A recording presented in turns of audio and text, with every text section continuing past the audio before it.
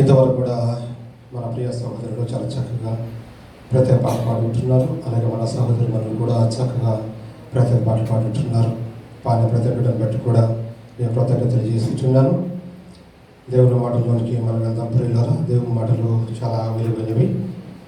ఇంతవరకు కూడా మనం దేవునితో మాట్లాడము. ఈ సమయంలో దేవుడు మనతో మాట్లాడే సమయం కనుక దేవుడు మనతో మాట్లాడుతూ ఉన్నాడంటే మనం ఏం చేయాలంటే వెంటనే అలర్ట్ కావాలి. మనమంతా కూడా దేవుడు సర్వోన్నతుడైన దేవుడు మానవులమైన మనతో మాట్లాడుతూ ఉన్నాడంటే మనం ఎలా ఉండాలంటే శ్రద్ధతో చేతులు కట్టుకొని అటు ఇటు ఆలోచనలు పోనివ్వక భక్తితో ఆయన వైపు చూస్తూ, దేవా ఇది నాతో ఏ విధంగా నువ్వు మాట్లాడతావయ్యా, నా హృదయాలైనటువంటి నా మనసు అయినటువంటి మహనీయుడ, నాలో ఏ లోపం ఉందని ఏ రీతిలో నాకు తెలియజేస్తావు ప్రభువా అన్న ఆలోచన కలిగి మనము ఉన్నట్లయితే ప్రభు తప్పకుండా మన హృదయం ఎరిగిన దేవుడు, మన ఆశని ఎరిగిన దేవుడు తప్పక మనతో సూటిగా తేటగా స్పష్టంగా ఆయన మాట్లాడే దేవుడుగా ఉంటూ ఉన్నాడు ప్రియులారా. అలా లేకుండా ఏదో వింటున్నాం కదా అన్నట్టుగా మనం ఉంటే ప్రియులారా దేవుని వాక్యం మన హృదయంలోనికి వెళ్ళదు. ఎందుకంటే దేవుని మాటలు చాలా విలువైనవని ఎప్పుడో మనం చెప్పుకుంటూ ఉంటున్నాం. ఎందుకంటే మనం బ్రతకాలన్నా, చనిపోవాలన్నా, నిత్య రాజ్యానికి వెళ్ళాలన్నా, ఈ లోకంలో ఏమీ చేయాలన్నా, ఏమి కలగాలన్నా సర్వం కూడా దేవుడికి మాట చేతనే కలిగింది. ఆ మహత్తు గల మాటే సర్వ సృష్టికి ఆధారంగా ఉంటూ ఉన్నది ప్రియులారా. అటువంటి మహోన్నతుని యొక్క మాటలు నేర్చుకోవడానికి మనం ఇక్కడికి వచ్చి ఉంటున్నాం. దేవుడు అంటాడు కదా, ఇది మహోన్నతుని యొక్క విద్య అని మనం దైవంగా చూస్తుంటున్నాం. ఎన్నో విద్యలు లోకంలో ఉంటూ ఉన్నాయి. ఆ విద్యలు నేర్చుకుంటూ మనం ఉంటూ ఉన్నాం. అయితే ఇది ఏ విద్య అంటే మనం నేర్చుకుంటున్న విద్య మహోన్నతుని విద్య. లోకంలో ఎన్నో విద్యలు ఉన్నప్పటికీ వాటన్నిటికంటే చాలా ప్రాముఖ్యమైన విద్య మహోన్నతిని విద్య. ఇదొక విద్యే. ఈ విద్యను మనము ఎలా చేయాలంటే ఆసక్తితో మనము దీనిపైన ఆసక్తి చూపెడతారు తప్ప ఇది మన హృదయం చొచ్చుకొని పోతేనే కానీ మన జీవితాలు ఫలదీకరణం కావు. మన జీవితాలు ఫలదీకరణ కాకపోతే మనం నిత్య రాజ్యానికి వెళ్ళలేం. కనుక పిల్లరా దీనికి అంతటి ఆధారం మనము చెవిని పెట్టక చాలా శ్రద్ధగా ఆయన మాటలు వినాలని ప్రభు మరొకసారి మీకు జ్ఞాపకం చేస్తూ ఉంటున్నాడు ప్రియులారా. కనుక ఇంతవరకు కూడా చదవనటువంటి మాటలు మనం గమనిస్తే ప్రియులారా, యోబు గ్రంథము 12వ అధ్యాయము 8వ వచనాన్ని ఒకసారి చూస్తే అక్కడ సహోదరు చక్కగా చదివింది కదా, భూమిని గూర్చి ధ్యానించిన ఎడల అది నీకు బోధించును, సముద్రములోని చేపలను నీకు దానిని వివరించును. చాలా మంచిగా ప్రార్థన చేసుకుందాం. దేవుడి దినం మనందరితో మాట్లాడినట్లుగా, పరిశుద్ధుడైన మా ప్రభువా, నీతిమంతుడైన మా దేవా, నీ బలమైన ఘనమైన నామాన్ని బట్టి మరొకసారి వందనములు స్తోత్రాలు చెల్లిస్తున్నాం. అయ్యా, జ్ఞానములకు అతీతుడైన దేవుడు నా ప్రభువా, ఎవరికైనా జ్ఞానం కొద్దుగా ఉన్న ఎడల వాడి దేవుని అడగవలని సెలవిచ్చిగా ప్రభా, జ్ఞానహీనుడం ప్రభా నీ స్థానాన్ని అడుగుచుంటున్నాం. ఆత్మదేవుడా, పరిశుద్ధుడైన దేవుడా, ఇది నాన్న ప్రభా నా తండ్రి, అయ్యా నా ప్రభా నీ పక్షాన్ని నిలబడి నీ మాటలు అందిస్తూ ఉంటుండగా ప్రభా మా నోటికి మీరు తోడుగా అడుగుచున్నాం. నా జ్ఞానము చేత, నా బలము చేత, నా వాక్య నా ప్రభా మాటల చాతురము చేత కాక ప్రభువా దేవా మీరే మాట్లాడి మమ్మల్ని మరుగుపరిచి ఇక్కడ మీ నామమును మహిమ తెచ్చుకుందురని అయ్యా ప్రతి బిడ్డకు నా ప్రభా హృదయ దేవుడా, అయ్యా ప్రతి బిడ్డతో తేటగా స్పష్టంగా మాట్లాడి దేవా మమ్మల్ని సంతృప్తి పరచి ఆనందపరచి ఇక్కడ మీరే మహిమ పొందుతురని మా ప్రభుని యేసుక్రీస్తు నామములో ఈ ప్రార్థన నీకే సమర్పించి స్తుతించి అడిగి వేడుకొని చూడడం మా ప్రియ పరలోకపు తండ్రి, ఆమేన్. పరమది ప్రియమైన దేవుని వాళ్ళ చదువుకున్నాం కదా దేవునికి మాటలు, భూమిని గురించి ధ్యానించిన ఎడల అది నీకు బోధించును, సముద్రములో చేపలను నీకు దానిని వివరించును అన్నమాట చేస్తున్నాం. ప్రియులరా, ఇక్కడ గమనిస్తే నువ్వు భూమిని గురించి ఆలోచన చేస్తే లేదా భూమిని గురించి నువ్వు ధ్యానిస్తే అది నీకు బోధిస్తుంది అని చెప్తుంటున్నాడు. చేపల గురించి నీ విచారణ చేస్తే వాటి వల్ల కూడా నీకు ఒక పాట ఉంది అని చెప్తుంటున్నాడు. భూమిని గురించి ధ్యానిస్తే మనకి ఏం బోధ కలుగుతుంది? అసలు భూమిని గురించి ధ్యానించవలసిన అవసరత మనిషికి ఉందా? ఎందుకు భూమి చేత మనిషికి బోధ కలిగించాలని దేవుడు అనుకుంటూ ఉన్నాడు. దేవుడు మనిషిని ప్రియారా ఎలా చేశాడు అంటే మంచి హృదయంతో, శుద్ధమైన హృదయంతో దేవుడు మనిషిని చేశాడు. మంచి మనసుతో దేవుడు మనిషిని చేశాడు. సృష్టి మీద అధికారిగా ఉండాలని, సృష్టిని ఏలాలని, సృష్టి మీద ఆధిపత్యం చెలాయించాలని తన పోలికైనటువంటి మానవుడు సృజించుకొని మరి సృష్టి మీద అధికారంగా ఉండాలని ప్రభు మంచి మనసుతో మనిషి సృష్టించి తనను నమ్మి భూమి మీదకి పంపించాడు. ఎందుకు? నువ్వు భూమి మీద అన్నిటి నీకు లోబడి ఉంటాయి కనుక వాటిని నువ్వు ఏలుచు భూమి మీద నా నామాన్ని నువ్వు మహిమపరచాలి, నా యొక్క గుణాతిశయాలను మీరు ప్రచురము చేయాలని ఆయన కొరకు మనల్ని ఏర్పాటు చేసుకున్నాడు. ఏదో మనం పుట్టామంటే మన దేని కొరకు మనం పుట్టలేదు సుమా. మన దేవుడు పుట్టించాడంటే మన పట్ల ఒక సంకల్పం అనేది దేవుడికి ఉంది. ఫర్ ఎగ్జాంపుల్, ఒక ఫ్యాన్ తీసుకున్నాం అనుకోండి, ఆ ఫ్యాన్ మనం ఎందుకు కొనుక్కుంటాము అని మనం ఆలోచన చేస్తే అది మనకు ఉపయోగపడటానికే. దానివల్ల మనకు ఉపయోగం లేకపోతే దాన్ని మనం కొనుక్కుంటామా? కొనుక్కోం. ఎందుకు కొనుక్కుంటామంటే ఆ ఫ్యాన్ ద్వారా చక్కని గాలి నాకు రావాలి, దాని ద్వారా నేను సుఖపడాలి అనే ఆలోచనతో మన ఫ్యాన్ కొనుక్కుంటాం. అలాగే దేవుడు కూడా మనిషిని పుట్టించాడు అంటే ఆయన ఆయన మన పట్ల ఒక సంకల్పం లేనిదే, లేకపోతే ఒక కోరిక లేనిదే ఆయన మనల్ని వ్యర్థంగా పుట్టించలేదు సుమా. కనుక మన ద్వారా కొంత పని జరిగించాలని, ఆయన పోలికలు ఉంటే మనము ఆయన గుణాతిశయాలను భూమి మీద ప్రచారము చేయాలని, పరిశుద్ధులుగా మనం జీవించాలని దేవుడు ఏం చేస్తాడంటే మన పట్ల ఒక సంకల్పం కలిగి, లేక ఒక చిత్తము కలిగి మనతో ఆయనకు పనిముద్దు కనుక మనల్ని పుట్టించాడు. అంతే కదమ్మా. పుట్టించిన తర్వాత మనిషి భూమి మీదకి వచ్చిన తర్వాత, దేవుడు నమ్మి మనిషిని భూమి మీదకి పంపించిన తర్వాత మనిషి ఏం చేశాడంటే పాపం చేసి చెడిపోయాడు.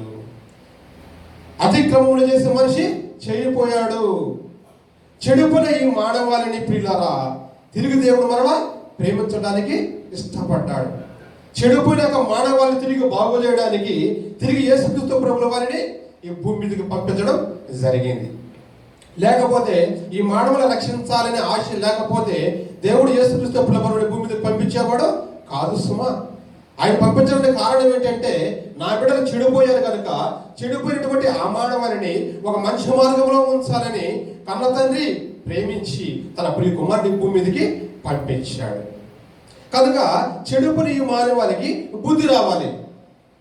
చెడిపోయినటువంటి ఈ మానవాళి లేదా అహంకారులు ఉన్నటువంటి ఈ మానవాళి సృష్టికర్త చేత సృష్టింపబడినటువంటి ఈ మానవాళి సృష్టికర్తను మరచి సృష్టాన్ని పూజిస్తున్నటువంటి ఈ తరుణంలో మరి ఈ సృష్టి ద్వారానే తాను కలిగిస్తున్న సృష్టి ద్వారానే దేవుడు మనిషికి బోధ కలిగించాలని ఆయన ఆశపడ్డాడు సుమా.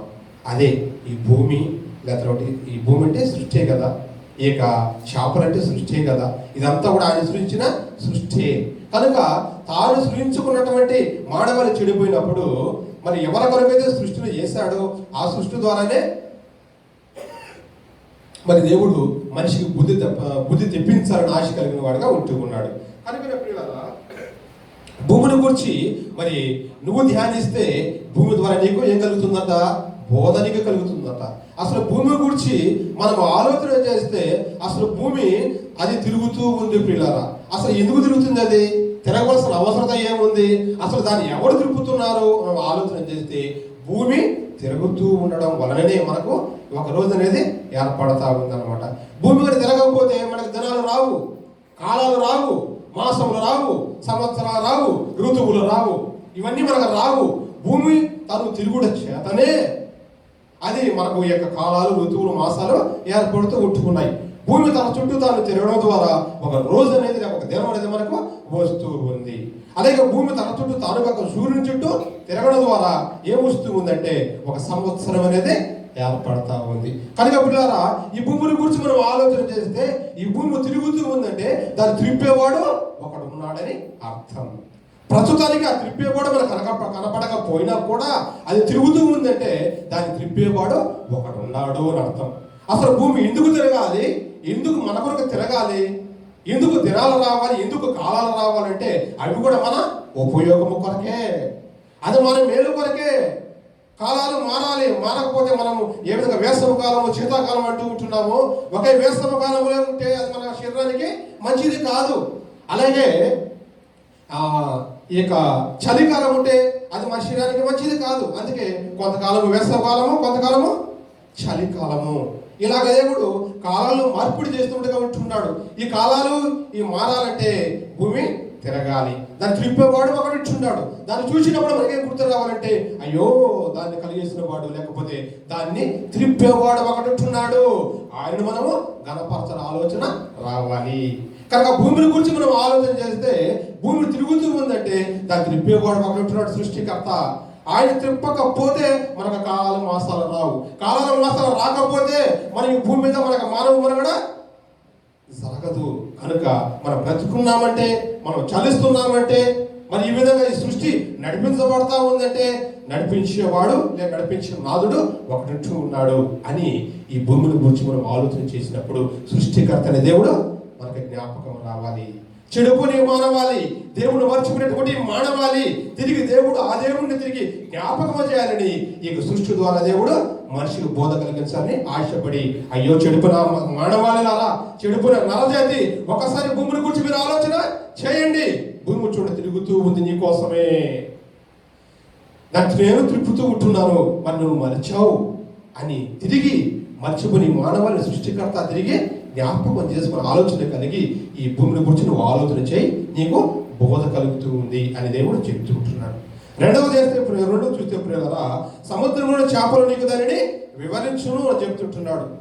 సముద్రంలో చేపల కూర్చి మనం ఆలోచన చేస్తే అది ఏమి మనకు విచారణ చేస్తుంది అని మనం గమనిస్తే, అసలు చేపలు చూడగా మనం ఏమనుకుంటామో, దాన్ని కట్ చేస్తే వెంటనే మసాలాలు దాన్ని తగిలించి తినేలా ఆలోచన జరుగుతుందే కానీ ఈ చేపల ద్వారా నాకేం పాఠాలు ఉంటున్నాయి, ఈ చేపల ద్వారా నాకేం బుద్ధి కలుగుతుంది, ఈ చేపల ద్వారా నేనేమి నేర్చుకోవాలి అన్న ఆలోచన మనిషికి రాదు సుమా.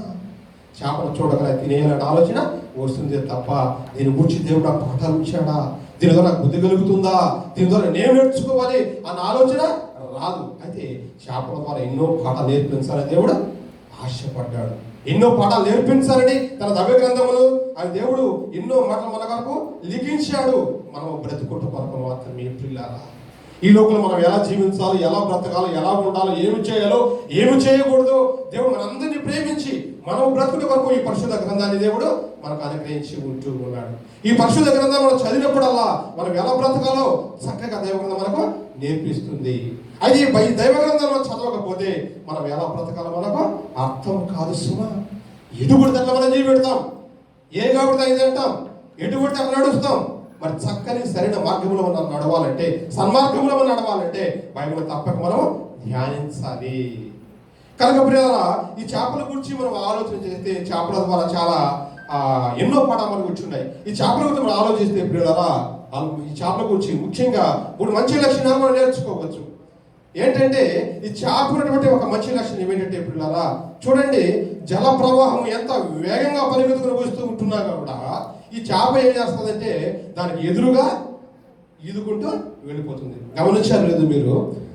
ఈ యొక్క చేప జలప్రవాహం ఎంత స్పీడ్గా వస్తూ ఉంటున్నా కూడా ఇది భయపడక ఈ జల ప్రవాహం ఈ జల ప్రవాహాన్ని ముందుకెళ్తే నేను కొట్టుకొని పోతానేమో అని ఆలోచన చేయక ధైర్యంగా పోరాడుకుంటూ ముందుకు వెళ్ళిపోతుంది అనమాట. దానిలో బట్టి మంచి లక్షణం ఏంటంటే పోరాడే తత్వం దానికి చేపకుంది. మన జీవితాల్లో కూడా పిల్లరా, క్రైస్తవులుగా, క్రీస్తుని వెంబడించే వాళ్ళగా, క్రీస్తుకు అనుచరులుగా, క్రీస్తు మార్గంలో నడిచేవారు మనకంటూ ఒక పోరాటం ఉంది. ఈ లోకంలో క్రైస్తవులు మనకు ఏముందమ్మా? పోరాటం ఉంది. అయితే ఈ పోరాటం దేని కొరకు? ఆస్తుల కొరక, అంతస్తుల కొరక, భూమి కొరక, దేని కొరకు మన పోరాటము? చేప ప్రయత్నం చేస్తా ఉంది, చేప పోరాడుతూ ఉంది. సరే, దాని ద్వారా పాఠం నేర్చుకున్నాం, మనకు కూడా పోరాటం ఉందని మనం నేర్చుకుంటూ ఉన్నాము. అయితే మన పోరాటాలు దేని కొరకు? అసలు మనం ఎవరితో పోరాడాలి? మన కుటుంబకులతోనా, మనకు బంధుమిత్రులతోనా, సాటి సహోదర లేదా సహోదరులతోనా? ఎవరితో మనం పోరాడాలి? దేని కొరకు మనం పోరాడాలి? దేని నిమిత్తం పోరాడాలి అనడానికి మనం ఆలోచన చేస్తే పిల్లలా, మన పోరాటాలు మన తోటి సహోదరులతో కాదు, మన కుటుంబకులతో కాదు పిల్లరా. లేదా ఆస్తుల కోసమో, ఐశ్వర్యాల కోసమో, లేదా భూముల కోసమో, వేటి కొరకు మన యొక్క పోరాటాలు కాదు. అయితే మనం దేని కొరకు పోరాడాలి అని మనం గమనిస్తే పిల్లరా, చూద్దాము. ఎఫెసీయులకు రాసినటువంటి పత్రిక, అపోస్తలుడైన పౌలు ఎఫెసీయులకు రాసినటువంటి పత్రిక 6వ అధ్యాయం చూద్దామమ్మా. ఏలయనగా మనము పోరాడున్నది శరీరులతో కాదు కానీ ఆకాశ చదవమ్మా, ప్రధానులతోనూ అధికారులతోనూ ఆ, అందుచేత మీరు ఆ, ఆపత్తులందు వారిని ఎదురించుటకును, ఆ, సమస్తము నెరవేర్చిన వారి నిలువబడుటకును ఆ. శక్తిమంతులకు అన్నట్లు ఆ. దేవుడికి సర్వాంగ కవచము ధరించుకొనుడి. ఆ. ఎలాగనగా చదవండి. మీ నడుములకు సత్యముల గట్టి కట్టుకొని, ఆ, నీతి అని మహిమకు తొడుగుకొని, ఉమ్, పాదములకు సమాధాన సువార్తమైన సిద్ధములకు జోడు తొడుగుకొని, ఆ, నిలువబడి ఆ, ఇవన్నీయు కాక ఆ. విశ్వాసమున కాళ్ళు పట్టుకోండి. ఆ, దానితో మీరు ఆ. దృష్టిని అగ్నిబాణముల వంటి ఆర్పుటకు శక్తిమంతులవుదురు. చాలమ్మా ఇక్కడ గమనిస్తే పిల్లరా, మనం దేని కొరకు పోరాడాలని చెప్తుంటున్నాడు. ఇది దేని కొరకు పోరాడాలని చెప్తున్నాడు అంటే సర్వాంగ కవచాలు మనం ధరించుకొని మనం ఎవరితో పోరాడాలని చెప్తున్నాడు అంటే ఆకాశ మండలం ఉన్నటువంటి దురాత్మల సమూహముతో అంటున్నాడు. మనము పోరాడవలసిన శరీరులతో కాదు, మన తోటి సహోదరుడితో కాదు. మనం వేటితో పోరాడాలంటే ఆకాశ మండలం ఉన్నటువంటి దురాత్మల సమూహంతో మనం పోరాడాలి. అంధకారపు శక్తులతో మనం పోరాడాలి. ఎందుకంటే ఆకాశం ఉన్నటువంటి దురాత్మల సమూహము లేకపోతే అంధకారపు శక్తులతో మనం ఎందుకు పోరాడాలంటే అవి ఏ ఆకారంలో ఉంటున్నాయంటే అవి ఆత్మలుగా ఉంటూ ఉన్నాయి.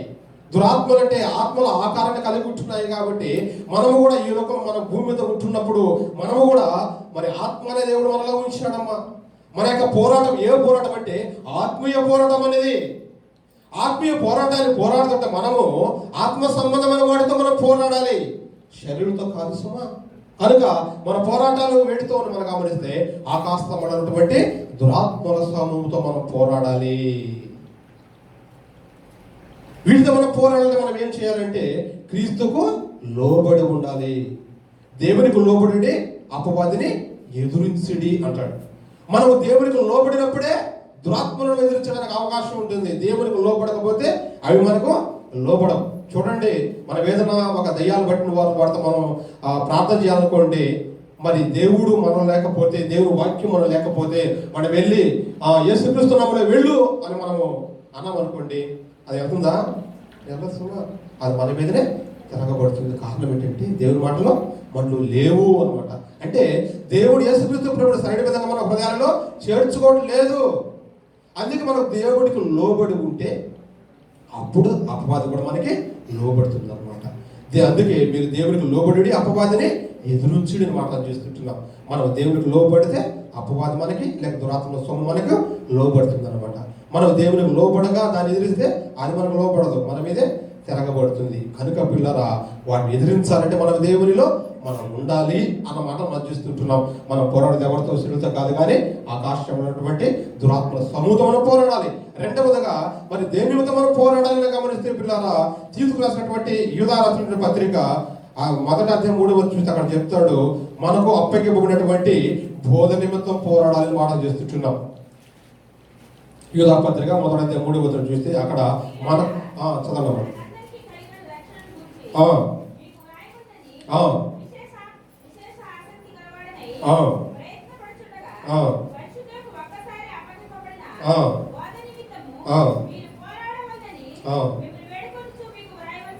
చాలా బాగా ఇక్కడ గమనిస్తున్నారా, మనం దేని కొరకు పోరాడాలంటే మనం ఎవరితో పోరాడాలని తెలుసుకున్నామంటే ఆకాశం ఉన్నటువంటి దురాత్మ సమూహంతో మనం పోరాడాలని తెలుసుకున్నాము.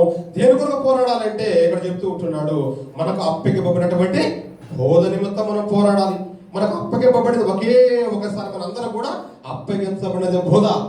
ఆ బోధ నిమిత్తం పోరాడాలి.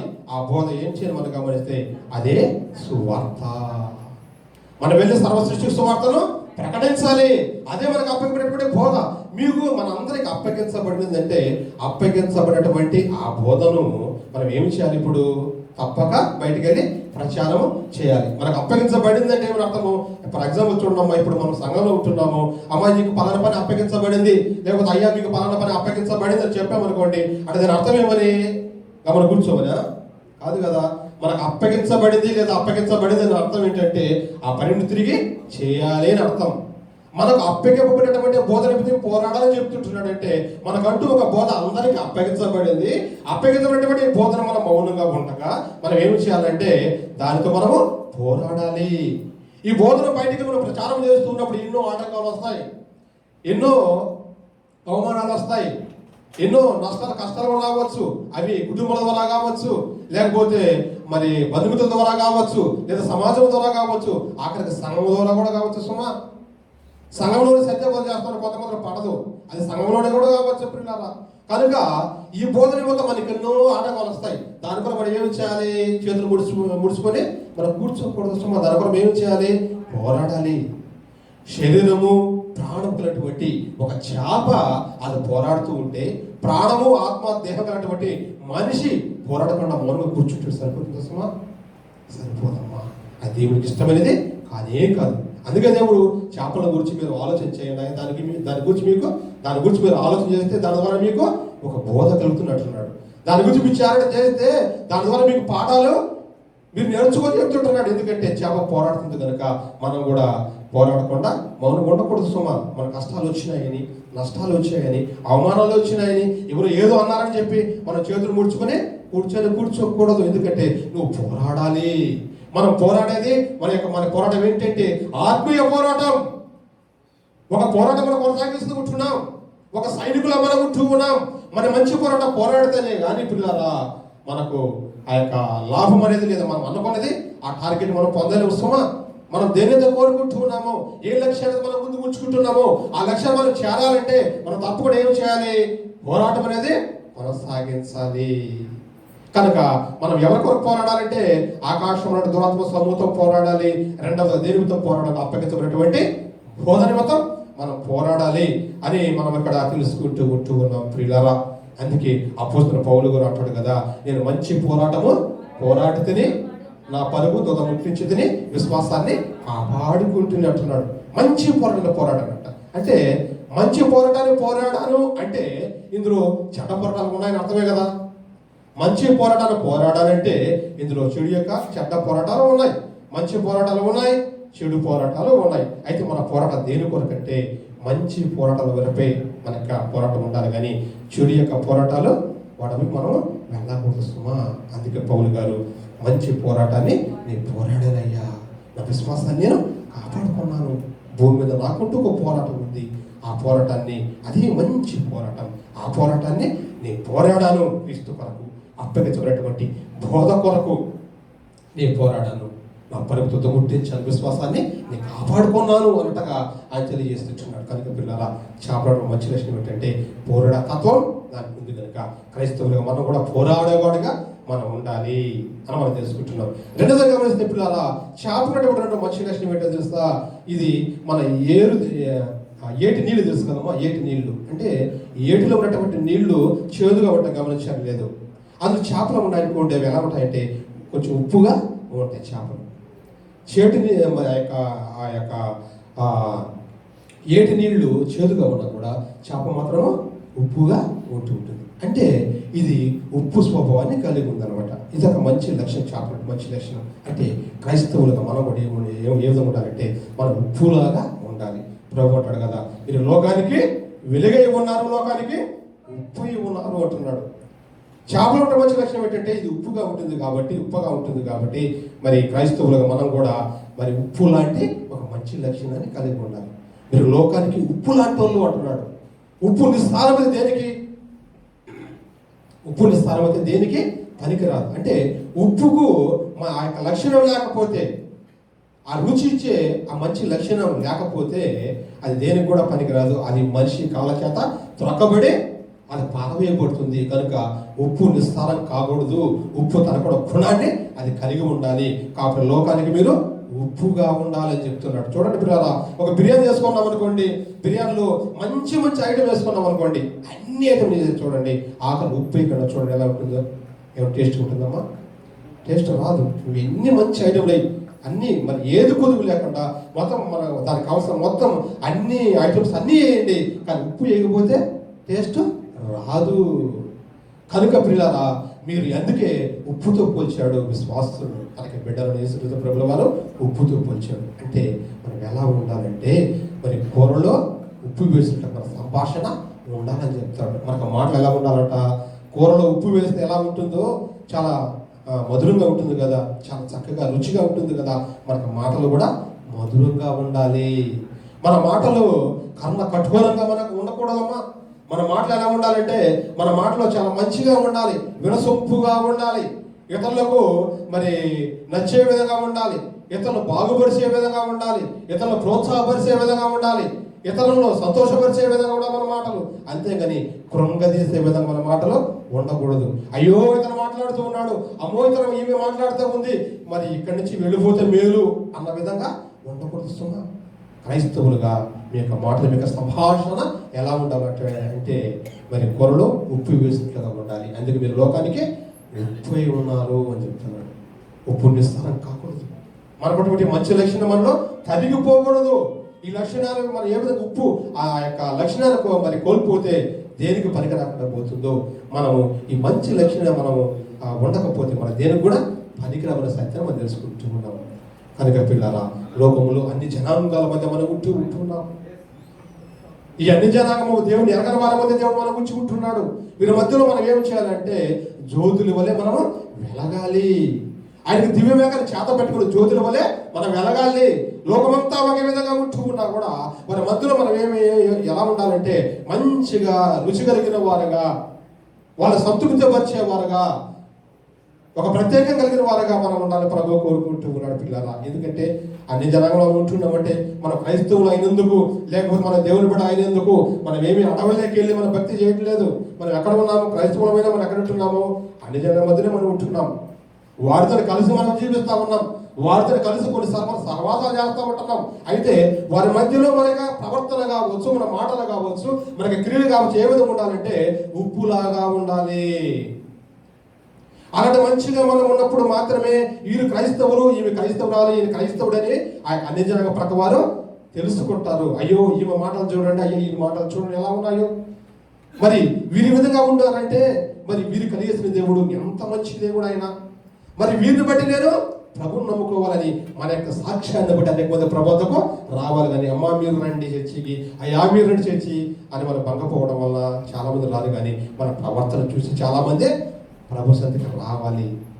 అన్ని జనాంగముల మధ్య మనం ఉన్నటువంటి ఆ యొక్క స్థలాలను మనం చేసే పనిచేసే యొక్క ఆ స్థలాల్లో మనం ఉన్న చోట ఏ స్థలమైనా కావచ్చు, అక్కడ మన ప్రవర్తన, మన మాటలు, మనకు ఆలోచనలు ఆ విధంగా యేసుక్రీస్తును చూపించే విధంగా మనం ఉండాలి తప్ప, అది ఉప్పులాగా మన జీవితాల్లో ఉండాలి తప్ప ప్రయోజనం లేని విధంగా మన జీవితాల్లో ఉండకూడదు చెప్తుంటున్నాడు. కనుక పిల్లారా, చేపల మంచి లక్షణం అది ఉప్పుగా ఉంటుంది. కాబట్టి మన జీవితాల్లో మనం కూడా ఉప్పులాగా ఉండాలని యేసుక్రీస్తు ప్రభువు వారు మనము లోకానికి ఉప్పుతో పోల్చాడు. కాబట్టి మనం అలాగా ఉండాలని ప్రభువు కోరుకుంటూ ఉన్నాడు.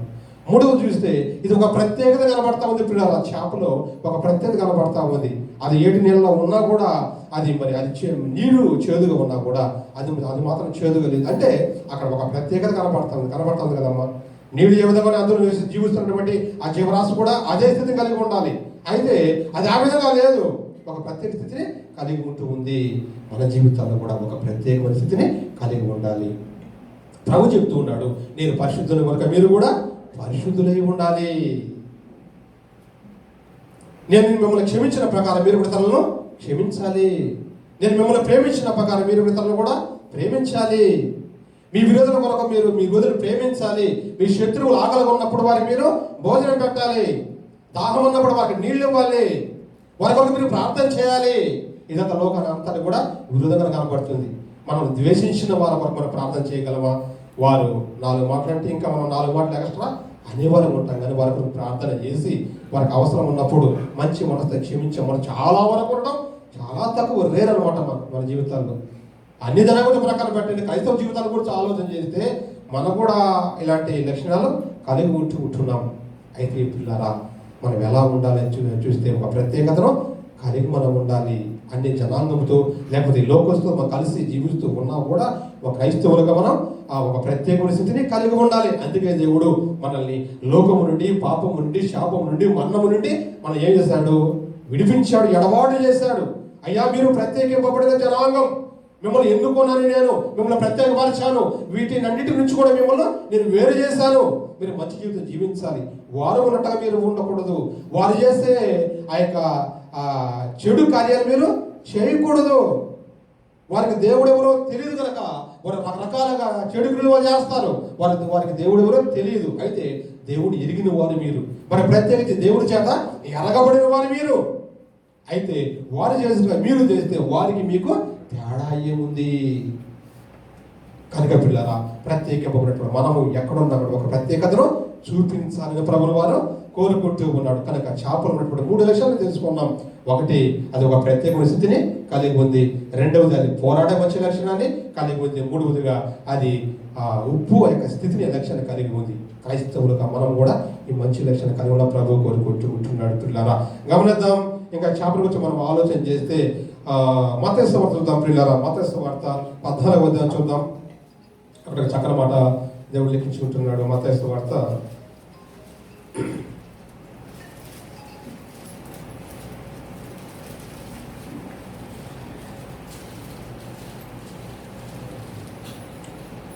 14వ అధ్యాయము 15, 20 చదువు. 15 చదువు. చదవమ్మా.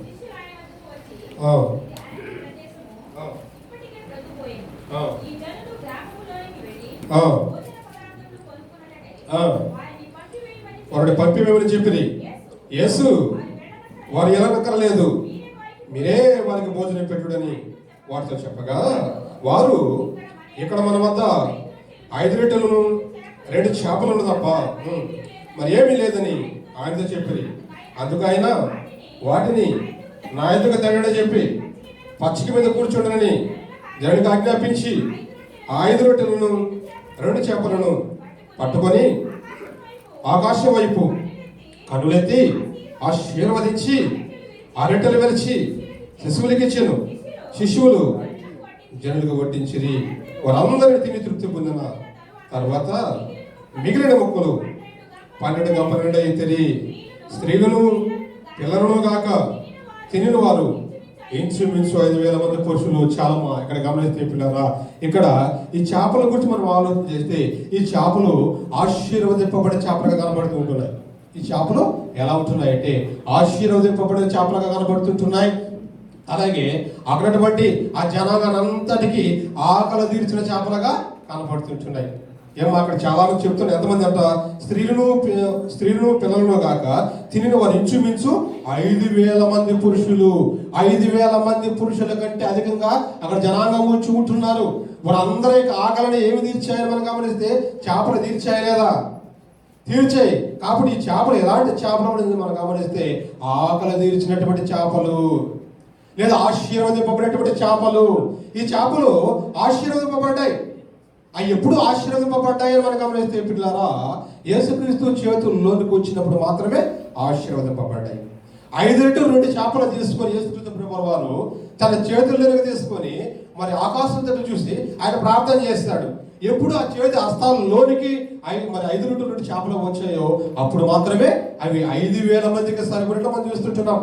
యేసుక్రీస్తు చేతి హస్తాల్లోనికి రానప్పుడు, అవి బయట ఉన్నప్పుడు ఆ 5 రొట్టెలు 2 చేపలు 5 రొట్టెలు 2 చేపలుగానే కనబడుతుంటున్నాయి. ఎప్పుడు యేసుక్రీస్తు ప్రభువులోనికి వచ్చాయో అవి 5,000 మందికి ఆహారంగా మన జీవితాలు కూడా యేసుక్రీస్తు ప్రభులోనికి రాకపోతే, యేసుక్రీస్తు లోనికి మనం వెళ్ళకపోతే, యేసుక్రీస్తు మాటలు మన హృదయం లోనికి రాకపోతే మన జీవితాల్లో 5 రొట్టెలు 2 చేపల్లాగానే ఉంటాయి. అయితే ఎప్పుడైతే యేసుక్రీస్తు లోనికి మనం వెళ్తామో, యేసుక్రీస్తు ప్రభు యొక్క మాటలు ఎప్పుడైతే మన హృదయంలోనికి వస్తాయో అప్పుడు మనము కూడా ఆశీర్వాదంగా మారుతాం. అనేక మందికి ఆశీర్వాదంగా మనం మారుతాం. మన కుటుంబాలు, మన జీవితాలు ఆశీర్వాదకరంగా ఉండాలంటే మనం ఏమి చేయాలంటే దేవునిలోనికి మనం వెళ్ళాలి, లేక దేవుని యొక్క మాటలు మనలోనికి రావాలి. ఎప్పుడు దేవుళ్ళలోకి మనం వెళ్తామో, దేవుని యొక్క మాటలు మన హృదయంలోనికి ఎప్పుడైతే వస్తాయో మన జీవితాల్లో ఫలదీకరణం చెందుతాయి అన్నమాట. మన జీవితాల అభివృద్ధి అనేది కనపడతాయి. కనుక పిల్లారా, మనం ఆశీర్వదింపబడాలంటే మనం ఏం చేయాలంటే క్రీస్తు వెలుపుట మనం ఉండకూడదు, కానీ క్రీస్తులోనికి మనం రావాలి. అంటే క్రీస్తు మనం ఏం చేయాలి? ధరించుకోవాలి. వస్త్రాలు మనం ఏదైతే ధరించుకుంటున్నామో క్రీస్తుని కూడా మనము ధరించుకోవాలి. అంటే మన వస్త్రాలు ధరించుకున్నప్పుడు మనకంటే ఒక అందం వస్తుంది కదా, అలాగే క్రీస్తుని మనం ధరించుకున్నప్పుడే మనకు అందం. క్రీస్తుని ధరించకపోతే మనకు ఆత్మీయ అందం అనేది రాదు సుమా. క్రీస్తుని బయట పెట్టి మరి మనం ఎంత ప్రయత్నం చేసినా, ఎంత భక్తి చేసినా అది వృధానే. మన జీవితాల్లో మార్పులు రాకపోతే మనం చేసే యొక్క భక్తి వృధానే, వేస్ట్. కనుక మన భక్తి నిజంగా మంచిగా ఉండాలంటే, మన భక్తిలో అభివృద్ధి కావాలంటే మనం ఏమి చేయాలంటే క్రీస్తు మాటలు మన హృదయంలో ఉండాలి, క్రీస్తులోనికి మనం వెళ్ళాలి. ఇవి ఆశీర్వదింపబడిన చేపలుగా కనపడుతూ ఉంటున్నట్టు చూడండి. జక్కయ్య చూడండి, జక్కయ్య మరి యేసుక్రీస్తు ప్రభువు వారు జక్కయ్య వద్దకు వచ్చి, జక్కయ్య త్వరగా దిగుము, నేడు నీ ఇంట ఉండవలసి ఉన్నదని చెప్పాడు అనమాట. అంటే యేసుక్రీస్తు ప్రభువును ఆయన చేర్చుకున్నాడు. జక్కయ్యను త్వరగా దిగు, నేడు నీ ఇంట ఉండవలసినది ఉండదని చెప్పినప్పుడు జక్కయ్య ఏం చేస్తారు? త్వరగా దిగి సంతోషంతో ఆయనను చేర్చుకున్నాడు. యేసుక్రీస్తుని సంతోషంతో చేర్చుకున్నాడు కనుకనే అతని జీవితంలో మార్పు వచ్చిందా లేదా? మార్పు వచ్చిందమ్మా. యేసుక్రీస్తును చేర్చుకున్నప్పుడు మాత్రమే మార్పులు కనబడతాయి. ఏం మార్పు వచ్చింది ఆయనలో? ఒకప్పుడు ఆయన యొక్క పరిస్థితి ఏంటని మనం గమనిస్తే, ఆయన అనేక మందిని బాధ పెట్టి పన్ను వసూలు చేసేవాడు, అన్యాయం చేసేవాడు, అనేక మంది చేత అన్యాయంగా మరి పన్ను వసూలు చేసేవాడు.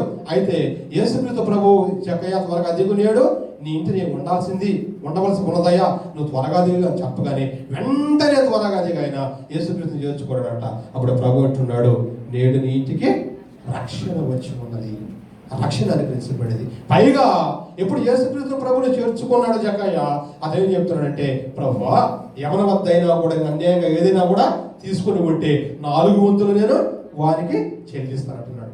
ఒకప్పుడు మరి చాలా పిసినాడగలిగినటువంటి వ్యక్తి, చాలా పీడించి పన్ను వసూలు చేసే వ్యక్తి ఇప్పుడు ఏమంటున్నాడు? నేను 4 వంతులు తిరిగి ఇచ్చేస్తాను.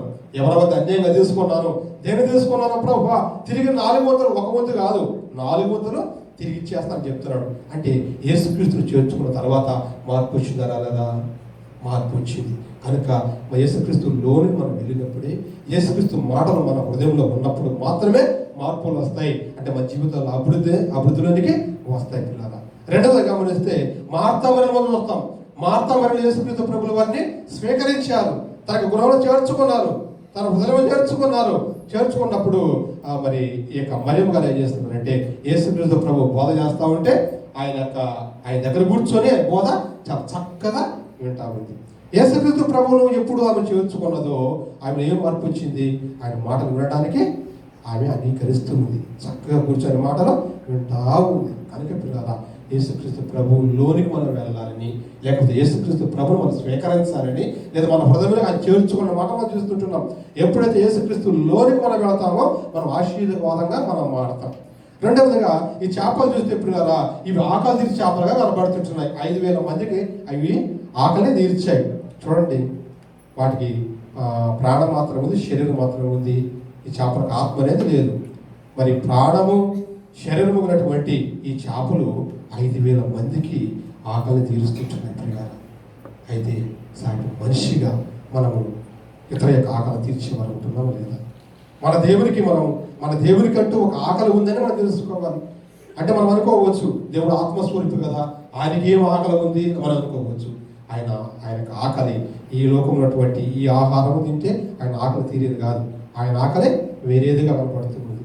ప్రభు యొక్క ఆకలి ఆత్మల ఆకలి. ఆయనకు ఆత్మ రక్షింపబడాలి, అనేక మందిని నమ్ముకోవాలి, అనేక మంది మంచి మంది నడిపింపబడాలి, అనేక మంది అందరూ కూడా నా వద్దకే రావాలని ఆత్మల ఆకలిని ఆయన కలిగించున్నాడు. ఆయన ఆకలి తీర్చాలంటే మరి జంతువులు తీర్చవు, పశువులు తీర్చవు, ఆకాశ పక్షులు తీర్చవు. ఎందుకంటే ఆయన పోలినటువంటి మనమే ఆయన ఆకలిని తీర్చాలి. అందుకే మనం ఆయన పుట్టించుకున్నాడు.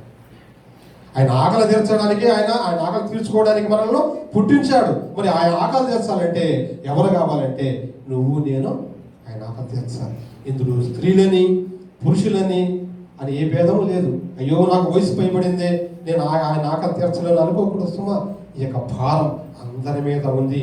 ఇది కేవలం మరి కాపర్ల మీదనే కాదు సుమా, మన అందరి మీద ఉంది. ఈ ఆకలిని మరి కాపర్లు మాత్రం తీర్చేవారు కాదు, ఈ ఆకలిని అందరూ తీర్చాలి. ఈ బాధ్యత అందరిది. కనుక మరి ప్రాణము దేహము ఉన్నటువంటి చేపలే, ఆత్మలేని చేపలే, దేవుని లక్ష్యం లేనటువంటి ఈ చేపలే ఆయన ఆకలి తీర్చడానికి అవి పరిగెత్తుకుని వస్తూ ఉంటే పిల్లరా, ఆయన స్వరూపాన్ని కలిగి, ఆయన లక్షణాలు కలిగి మనము ఆయన ఆకలి తీర్చ ఇష్టపడుతుంటున్నాము. అయ్యో నాకు అవసరం లేదు, అది కాపర్లు చూసుకుంటారు, అది నా పని కాదు, పాస్టర్లు చూసుకుంటారు, నేను మాత్రం చేయని పని నేను చేయను, నీ సంఘానికి వస్తాను, నాకు మాటలు వింటాను, అవసరమైతే చక్కగా మంచి ఫ్యామిలీ కూర్చుంటాను, చక్కగా వింటాను, వెళ్ళిపోతాను, నాకు అవసరం లేదు, ఈ పని అంతా నాకు అవసరం లేదు, వస్తానా వింటానా వెళ్ళిపోతానా అని అనుకుంటే ప్రయోజనం లేదు సుమా. పరలోక రాజ్యం వెళ్ళిన తర్వాత ప్రభు అడుగుతాడు, ఏమ్మా నా ఆకలి తీర్చావా, ఏమయ్యా నా ఆకలి తీర్చావా అని అడిగినప్పుడు, లేదు ప్రభువా, నీ సంఘానికి డైలీ వెళ్ళేవాడిని, నేను చక్కగా వాక్యం చదివేవాడిని, చక్కగా పాటలు పాడేవాడిని, అయితే విన్నాను, విడిచిపెట్టి వెళ్ళిపోయాను, ఈ లోక యాత్ర ముగించబడింది, నీ వద్దకు వచ్చాను ప్రభువా అని ప్రభుకు చెప్తే, ప్రభు ఫలా నమ్మకమైన దాసుడా, ఫలా నమ్మకమైన దాసురాలా అంటాడా? అనడు. నీ ముఖాన్ని నాకు చూపించకు, ఇదిగో నీ కొరకు ఏర్పడినటువంటి లేదా నీ కొరకు సిద్ధపరిచినటువంటి నగాన్ని ఆ స్థలానికి వెళ్ళి ఉంటాడు ప్రభు. అప్పుడు ముఖం దించుకునే పరిస్థితి మనకి ఏర్పడుతుంది. అలా పరిస్థితి మనకి ఏర్పడకూడదని ఈ లోకంలో ఉంటుండగా ఆయన ఆటలు మనం అందరం తీర్చాలని ప్రభు కోరుకుంటూ ఉన్నాడు సుమా.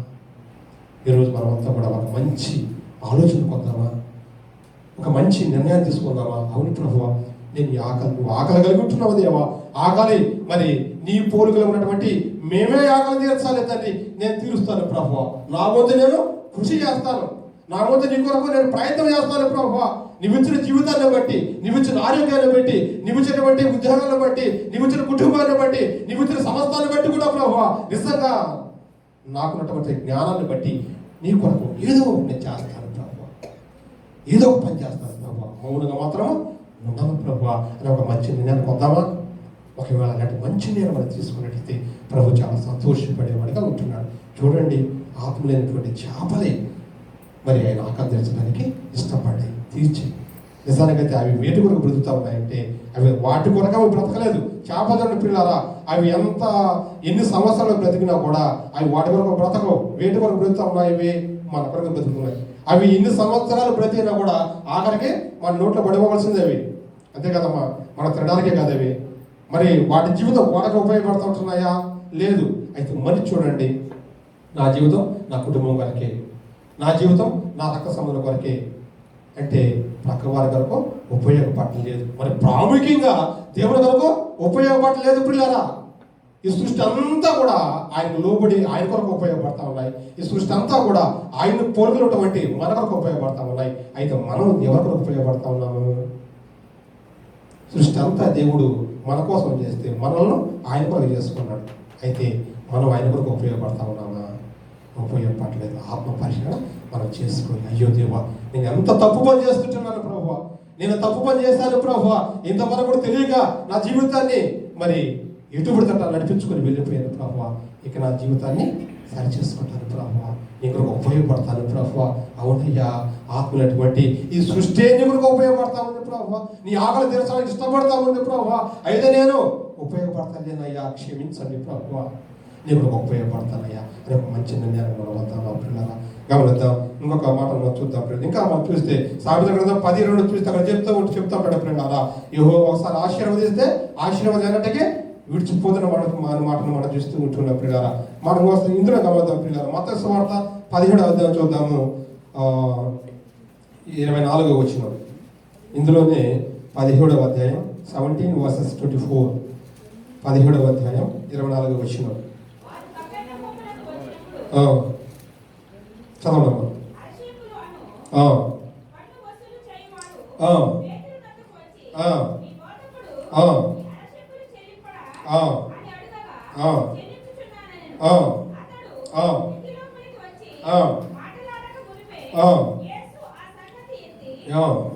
సిమోనా, నీకేమి తోచుచున్నది? భూరాసులు, సుంకమును, పన్నును ఎవరి వద్ద వసూలు చేయుదురు? కుమారుని యొద్దనా, అనుజుని యొద్దనా అని అడిగాను. అతడు అనుజుని యొద్దనే అని చెప్పగా, యేసు అలాగైతే కుమారుడు స్వతంత్రుడే, ఆయనను మనము వారికి అభ్యంతరము కలుగ చేయకూడనట్లు నువ్వు సముద్రములకు పోయి గాలం వేసి మొదట పైకి వచ్చు, చేపను పట్టుకొని దాని నోరు తెరచిన ఎడల ఒక శకల దొరుకును, దాన్ని తీసుకొని నా కొరకును నీ కొరకును వారికి ఇమ్మని అతను చెప్పగా. ప్రియులారా, ఇక్కడ మనం గమనిస్తే ఇక్కడ ఈ చేపలు మరి అవసరాలు తీర్చిన చేపలు కనపడుతుంటున్నాయి. ఈ చేపలు ప్రభు యొక్క అవసరాలు తీర్చడం మనం చేస్తుంటున్నాం.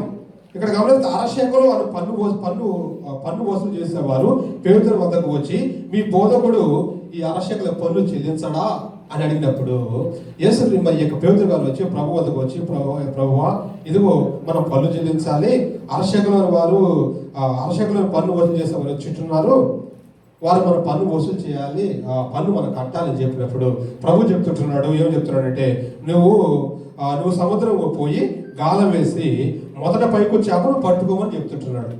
ఎప్పుడు పేతురు గారు వచ్చి యేసు ప్రభు వద్దకు వచ్చి ఇదో పన్ను వసూలు చేసేవారు వచ్చున్నారు, అరశేఖలు పన్ను వసూలు చేసేవారు వచ్చుంటున్నారు, వారికి పన్ను వసూలు చేయాలని చెప్తున్నారు ప్రభు అన్నప్పుడు వెంటనే ప్రభు ఏమన్నాడంటే, నువ్వు వెళ్ళి సముద్రం వద్దకు వెళ్ళి అక్కడ సముద్రం పోయి గాలం వేయి, అక్కడ మొదట పైకి చేపను పట్టుకొని చెప్తుంటున్నాడు. ప్రియులారా చూడండి, ఇక్కడ చేపకు దేవుడు ఆజ్ఞాపించాడు.